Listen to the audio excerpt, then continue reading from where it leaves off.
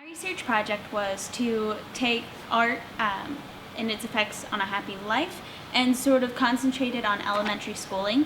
And so what I did was I took a focus on the three branches, which would be fine arts, music, and drama, and incorporate it in lessons and see what the benefits would be.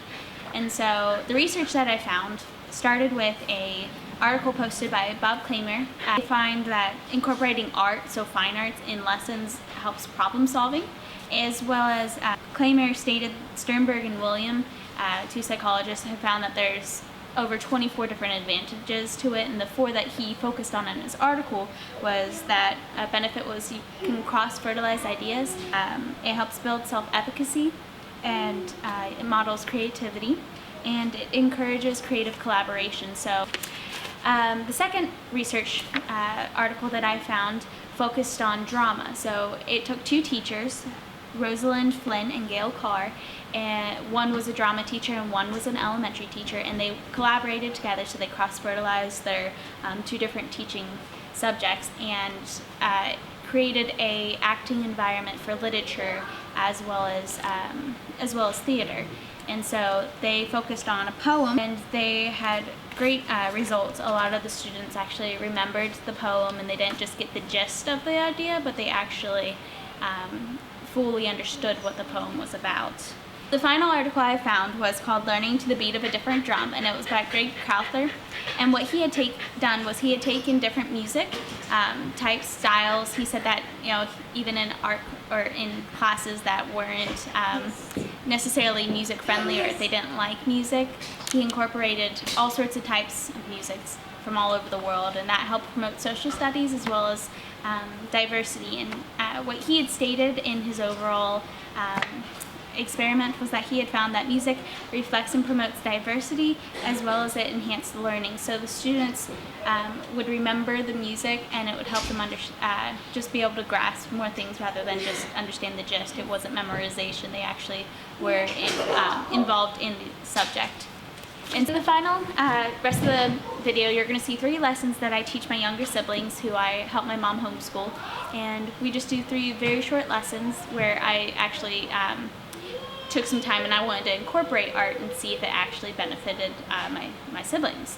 And I found that by incorporating art in a spelling lesson, including drama, acting in a history lesson, and using music to memorize our 12 months of the year, actually did help my siblings. And I hope you enjoy the rest of the video, and thank you for watching. This is our creative spelling lesson. We have Ellie, who's in 3rd grade, Jack, who is in 1st, and Savannah, who's in preschool, and they're each practicing their given list for the week.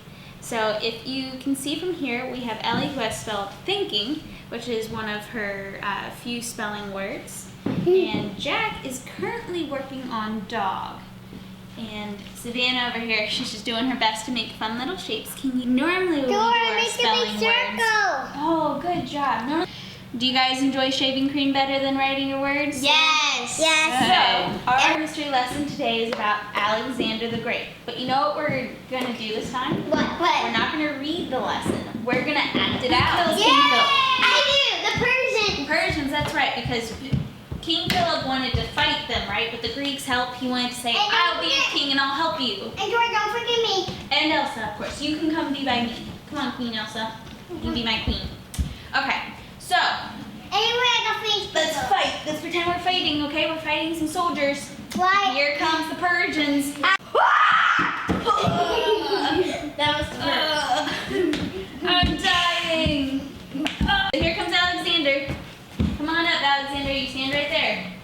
Right? So what do you do? Imagine being a king at 6 years old. No. What would you tell your people you rule? What would you tell them to go do? Get me water. Get me water. Get water and candy. Right. Well, this king was very smart. He had a teacher. Do you guys remember what his teacher's name was? Tori. Oh, I mean, I have a pretty great teacher, but this teacher is actually way better than me, okay? If you want to look at the picture, this teacher, his name was Aristotle. People say he was one of the best teachers ever, okay? So because he had such a great teacher, it made Alexander the greatest king ever. So pretend you're the greatest king. Pretend you're a good king. What would a good king do? Don't brag. That's one thing. What would you say a good king would do? Give me water. Oh, and who are you ruling? Ellie, So our last lesson is a music lesson. We're going to learn the months of the year. Now listen to this song, and we are going to try to learn our months of the year. Ready?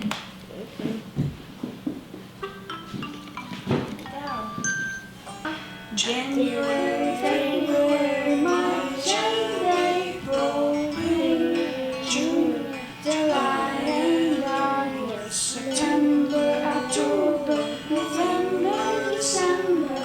These are the months of the year. All right. Good job, guys. Now, Ellie, do you think you could name them all? yes. All right, here we go. January, February, March, April, May, June, July, August, September, Yep. October, November, December. Good. High five.